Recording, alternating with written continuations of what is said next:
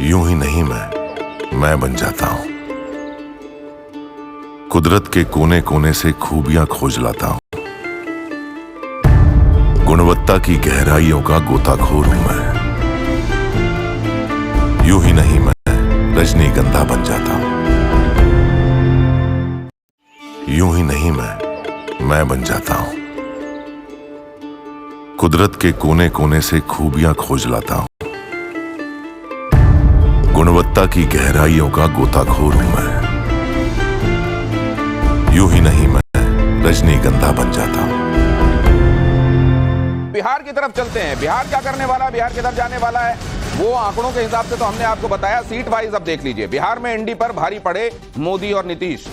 30 से ज्यादा सीटों पर मोदी की जीत का अनुमान।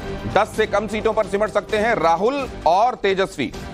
10 से भी कम सीटें तो उत्तर प्रदेश और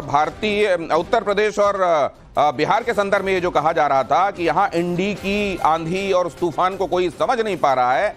सर्वे में भी ये नहीं दिखाई दे रहा है कि वो आंधी और तूफान, तो ये आंधी और तूफान था कहां पर, बिहार में कौन सी सीटों पर किस पार्टी का पलड़ा भारी है, बहुत जल्दी से आपको ये बताते हैं। वाल्मीकि नगर में क्या होने वाला है, जेडीयू सुनील कुमार जीत रहे हैं यहां से और दीपक यादव हार रहे हैं। सर्वे ऐसा इशारा कर रहा है, रिजल्ट तो जाहिर है, अभी 48 घंटे इंतजार कीजिए। पश्चिम चंपारण भारतीय जनता पार्टी संजय जायसवाल सर्वे बता रहा है जीत सकते हैं और हारने वाले मदन मोहन ये इनसे करीबी मुकाबला। पूर्वी चंपारण राधा मोहन सिंह यहां से जीत सकते हैं और राजेश कुशवाहा को हार मिल सकती है, ये इशारा है। शिवहर से लवली आनंद जेडीयू की जीत सकती है, रितु जायसवाल को हार का सामना करना पड़ सकता है। और सीतामढ़ी से देवेश चंद्र ठाकुर जेडीयू कंटेस्टेंट जीत सकते हैं, अर्जुन राय यहां से आरजेडी के हार सकते हैं। मधुबनी में अशोक कुमार यादव जीत सकते हैं और अली अशरफ फातमी को यहां से हार का सामना, आरजेडी के लिए ये एक बड़े कैंडिडेट हैं और इनको हार का सामना करना पड़ सकता है। रामप्रीत मंडल जेडीयू के जीतेंगे झंझारपुर से, सुमन कुमार वीआईपी पार्टी की टिकट पर इनको हार का सामना करना पड़ सकता है। सुपौल में दिलेश्वर कामत जेडीयू के जीतेंगे और चंद्रहास चौपाल हार सकते हैं, ये इशारा ये सर्वे कर रहे हैं। अररिया प्रदीप कुमार सिंह को भारतीय जनता पार्टी को यहां से हार का सामना करना पड़ सकता है, आरजेडी सीट निकाल लेगी, मोहम्मद शाहनवाज ऐसा सर्वे कह रहे हैं। किशनगंज से मोजाहिद आलम जेडीयू के हार सकते हैं, मोहम्मद जावेद कांग्रेस के कैंडिडेट यहां से जीत सकते हैं। ये आपको दिखाई दिया इन सीटों के बारे में क्या हो रहा है। सीट बार चीजों को जानने के संदर्भ में साकेत क्या दिलचस्पी है बिहार में?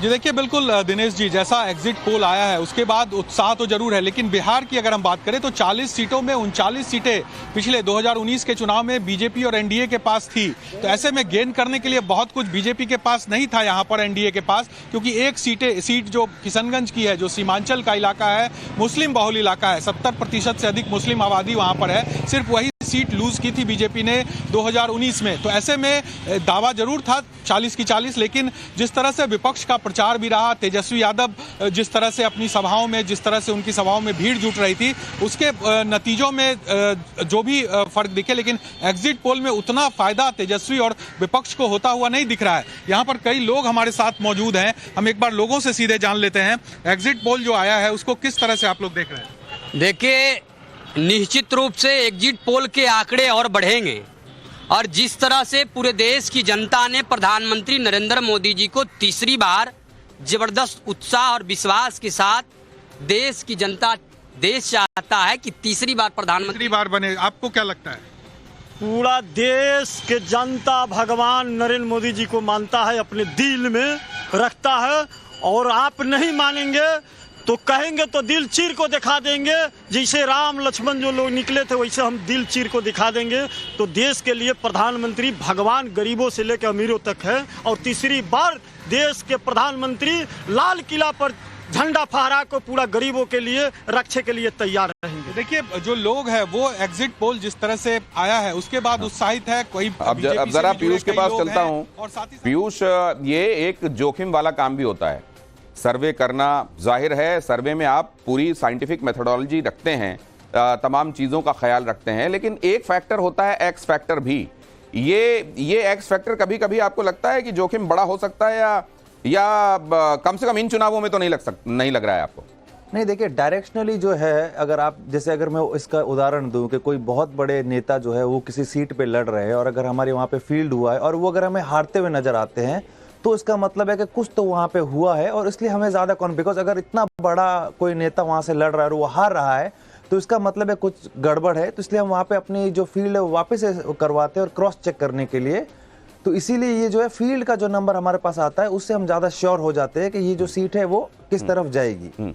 ठीक है, आपके पास लौटता हूं और अब राजस्थान की तरफ लिए चलता हूं। पीयूष खुद भी राजस्थान से ताल्लुक रखते हैं, इसलिए हम पीयूष से इसमें और श्योर होकर बात कर सकते हैं। राजस्थान में पिछले 2 चुनाव में भारतीय जनता पार्टी को बम्पर सीटें मिली। पिछले साल दिसंबर में हुए विधानसभा चुनाव में राजस्थान में बीजेपी की ही सरकार बनी, लेकिन एग्जिट पोल में राजस्थान के नतीजे बीजेपी के लिए कुछ चौंकाने वाले हैं, क्योंकि इस बार राजस्थान में बीजेपी क्लीन स्वीप करती हुई, जो कि पिछली बार हुआ था, नहीं दिखाई दे रही है। एग्जिट पोल में बीजेपी को कुछ सीटों के नुकसान का अनुमान है। राजस्थान में क्या होने वाला है? राजस्थान में भारतीय जनता पार्टी को 16 से 19 सीटें मिल सकती हैं, सर्वे बता रहा है, जबकि पिछली बार एनडीए ने राजस्थान की 25 में से 25 सीटें जीती थी। तो ये 16 से 19 क्यों हो रहा है मामला, जहां 25 की 25 जीती गई थी? सीटवार जरा देख लीजिए क्या हो रहा है इसमें।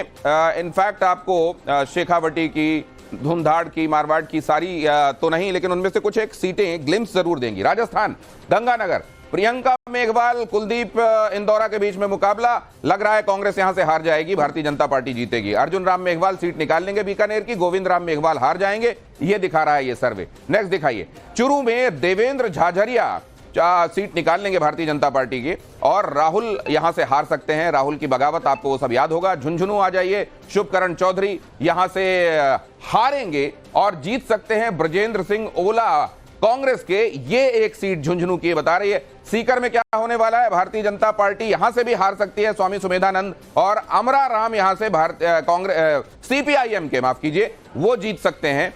जयपुर ग्रामीण में क्या हो रहा है? यहां से राव राजेंद्र सिंह जीत रहे हैं और अनिल चोपड़ा यहां से हार रहे हैं, ऐसे इशारे सर्वे में जब लोगों से बातचीत हुई तो वो मिले। यहां प्रताप सिंह खाचरियावास कद्दावर मंत्री पिछले सरकार में, लेकिन यहां कांग्रेस के इस बड़े चेहरे को हार मिल रही है जयपुर में, और मंजू शर्मा यहां से अपनी सीट निकाल रही हैं। अलवर, भूपेंद्र यादव यहां से पहली बार चुनाव लड़ने जा रहे हैं और अपनी सीट निकाल रहे हैं। ललित यादव यहां से हार जाएंगे कांग्रेस के, ये कहा जा रहा है। भरतपुर में राम स्वरूप कोली भारतीय जनता पार्टी के, वो हारेंगे और संजना जाटव जीत सकती हैं, ये इशारा मिल रहा है। अब ये अगर यहां से ये क्लीन स्वीप वाले स्टेट में ये कुछ एक सीटें ये पता चल रही हैं कि भारतीय जनता पार्टी के लिए फंसी हुई हैं और इसमें विपक्षी जीत सकते हैं, ये बयार असल में क्यों चली? क्या ग्राउंड में भी इसका अंदाजा मिल रहा था? ये जरा समझने के लिए चलते हैं। भंवर हमारे साथ जुड़ रहे हैं। भंवर पुष्पेंद्र, ये अंदाजा हो रहा था क्या आपको? ग्राउंड में भी ये रेजिस्टेंस पता चल रहा था क्या? भाई साहब आ गया जी। बिल्कुल, मैं आपको बता दूं कि राजस्थान की अगर बात करें तो ग्राउंड में ये चीज़ क्लियर थी कि कहीं ना कहीं कुछ सीटों का लॉस हो रहा है, जबकि 2 बार की हम बात करें, पिछले दोनों चुनाव की बात करें तो दोनों चुनाव के अंदर बीजेपी ने क्लीन स्वीप किया था। कांग्रेस को बहुत बुरी हार का मुंह देखना पड़ा था, लेकिन इस बार कांग्रेस में भी थोड़ा उत्साह नजर आता है कि इस बार शायद खाता खुल सके। देखिए, कुछ लोग हमारे साथ मौजूद है, उनसे बात कर सकते हैं। क्या लग रहा है एग्जिट पोल के नतीजे देखकर? एग्जिट पोल को देख करके लग रहा है बीजेपी को कुछ सीटों का नुकसान हो रहा है, फिर भी 20 से प्लस आने की एग्जिट पोल से लग रही है, संभावना मिल सकती है। तो ये कहाँ कमी रह गई जो 20 से 5 सीटों का अब एकदम से डाउन चले गए? नहीं, ऐसा कुछ नहीं है। राजस्थान में 25 से 25 सीटें आ रही है। हाँ। ऐसा खाली बबल ऐसा कुछ नहीं है। कुछ नहीं है। जो हमारा लक्ष्य है 400 पार हो जाएगा, ऐसा कोई दौरा की बात नहीं है। लेकिन एग्जिट पोल बता रहा है कि राजस्थान में कुछ सीटों पर कमी रह गई है। ऐसा नहीं है, बता रहे हो, सब देख रहे हैं, बट ऐसा कुछ जितना बता रहे हैं इतना गड़बड़ नहीं है, सारी सब कुछ ठीक है। कितना गड़बड़ है? हो सकता है 1-2 का। 1-2 का। देखिए, ये है आम आदमी जो ये मान रहा था कि बिल्कुल गड़बड़ नहीं है, लेकिन फिर एक अचानक से आ गए कि 1-2 का गड़बड़ हो सकता है। मतलब एग्जिट पोल जो है बिल्कुल सही सेटिंग निशाने पर जा रहा है। और कुछ लोग, आप बताइए क्या लगता है इस बारे में मैं जरा पीयूष को भी शामिल करना चाहता हूं। पीयूष, आप राजस्थान से ही हैं। भारतीय जनता पार्टी विधानसभा का चुनाव जीतती है, उसके बावजूद रेजिस्टेंस दिखाई देता है अगर भारतीय जनता पार्टी के लिए लोकसभा में, तो ये थोड़ा सा समझ में नहीं आती बात। देखिए दिनेश जी, पहले तो मैं ये आपको कहूँ कि भाई मैं बाकी सब नंबरों पे मैं कॉन्फिडेंट हूँ, बट मैं राजस्थान में डबल कॉन्फिडेंट हूँ। इसका एक तो मैं खुद वहाँ से आता हूँ, दूसरा जो हमें फील्ड पे मिला है, सबसे बड़ा जो वहाँ पे कारण बना है वो जो है आपका जो संविधान हटाओ वाला जो मुद्दा चला था वो वहाँ पे बहुत ज़्यादा तूल पकड़ लिया है। जो वहाँ पे जो बड़ी एक एससी कम्युनिटी है, मेघवाल कम्युनिटी, और आपकी जो एसटी में मीना कम्युनिटी है, जिन्होंने असेंबली में जो है वो आपको, खासकर मीना कम्युनिटी, जिन्होंने असेंबली में तो बीजेपी को सपोर्ट किया था, जो उनके बड़े नेता है किरोड़ीलाल मीना उनके उसमें, लेकिन अभी जो है वहाँ पे पूरी हवा बदल गई और जो पूरा का पूरा मीना कम्युनिटी और जो मेघवाल कम्युनिटी उन्होंने एक तरफा कांग्रेस को वोट किया है। जाट से भी एक तरफा वोट मिला है और फिर मुस्लिम का भी वोट मिला है, इसीलिए जो है 5-6 सीटें जो है अभी बाकी की सीटों पर भी चर्चा होगी। आपसे पीयूष आपके पास लौटते हैं, एक एक करके हर राज्य की हर एक सीट पर चर्चा होगी, पूरी सीटों